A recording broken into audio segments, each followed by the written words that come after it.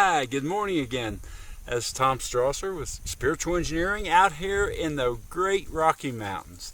I just love the outdoors. It gets me feeling so close to nature and so close to God.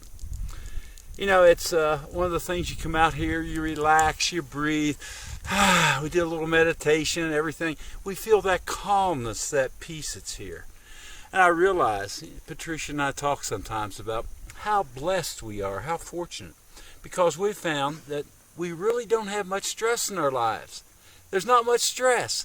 And as I was working with myself and learning how to get over stress, I mean, there is a lot of causes of stress out here in the world. The world is in chaos. Relationships are in turmoil. Finances, everything. Our children, there's so much for stress, but we really need to understand what stress is. We have to understand that then we always identify the problem, then we identify the solution, then we learn how to work the solution and let it change our lives. So the problem was stress. Stress, by definition, but stress is our reaction when we conceive that we do not have enough resources to meet the challenges we're facing. Stop and think about that. It's our perception. We perceive that we do not have enough resources to meet the challenges we're facing. Understand, stress is a perception.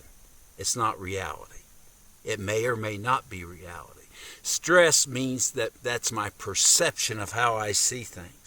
And of course, fear, anger, anxiety, lack of sleep, all these things can affect my perception on how I see things. So that's the problem, the perception. So what do? I actually look at what my problems are. I learn problem differentiation, how to separate problems from symptoms, what the real problem is, and what problems do I really have to solve. And then I look at my resources, because I generally have a lot of resources. I have, one of my first reaction.